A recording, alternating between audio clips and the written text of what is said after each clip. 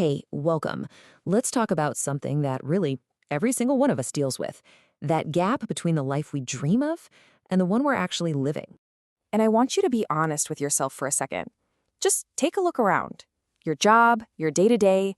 Is this really what you pictured for yourself all those years ago? Or did you maybe, somewhere along the line, start to settle? Did you accept a version of your dream that just felt a little safer, a little, more realistic? It happens to the best of us, and today we're going to figure out why. So let's start with the diagnosis. What's actually holding us back? Well, it's usually not a lack of talent or opportunity. It's these two massive forces, fear and its favorite hiding spot, the comfort zone. Fear is a tricky thing. It's a master of disguise. It'll show up looking like procrastination, that's just fear of starting, or it'll look like perfectionism. That's really just the fear of being judged. And its most powerful weapon, that little voice in your head that whispers, "You're not ready. You're not good enough yet." That voice controls way more lives than failure ever could. It's kind of funny, right? We're all taught to chase comfort. We see it as the angle, the prize. But this quote, it flips that whole idea on its head. When it comes to your biggest dreams, comfort can actually be a trap. And here's why it's so dangerous. The comfort zone doesn't challenge you. It never pushes you to grow. Yeah, it feels secure, but that feeling of safety is just an illusion. Inside that little bubble, your ambition starts to wither away. Dreams die in there. Not from a big dramatic failure, but from a slow, steady diet of excuses. Okay, so if fear and comfort are the problem, what's the fix? What's the antidote? Well, it all starts with completely changing how we think about failure. Okay, this right here, this might be one of the most important distinctions you ever make in your life. Failing is an event. It's a data point. It's just part of the process. Quitting, though, that's a decision. That's the final act. You don't actually lose until you make the choice to stop trying. And this gets right to the heart of it. Success is so much less about what you can do and way more about what you believe you can do.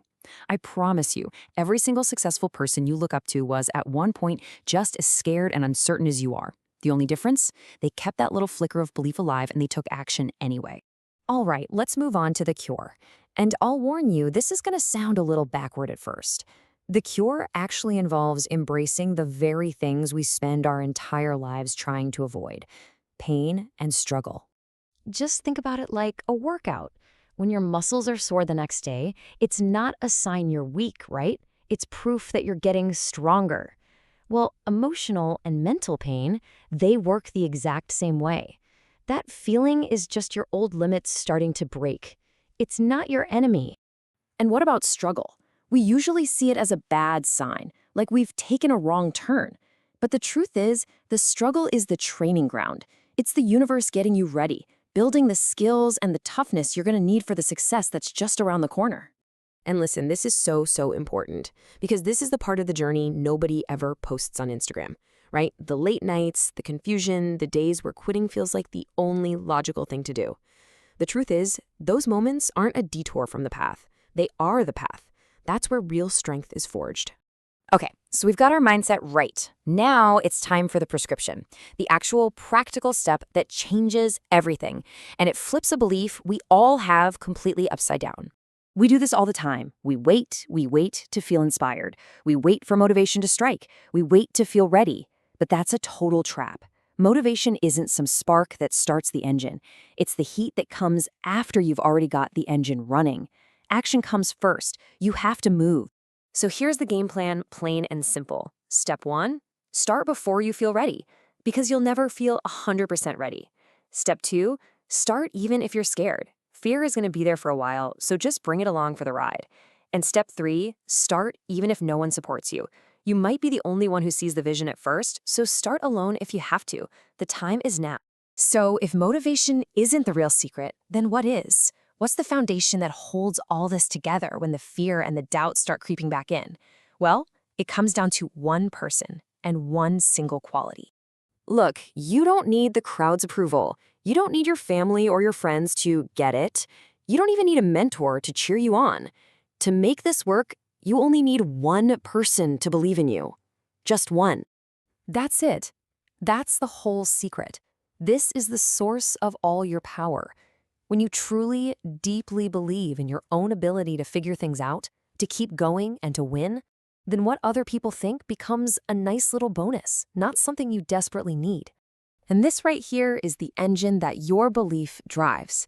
See, motivation is a feeling. It's a flaky friend that shows up when it wants. Discipline, on the other hand, is a system. It's a promise you make to yourself. It's what gets you to do the work on the days you don't feel like it. And that is what builds empires. As we start to wrap this up, I really want you to let this sink in. Just think about every single obstacle you have ever overcome, every challenge you've survived. You literally have a 100% track record of getting through tough days.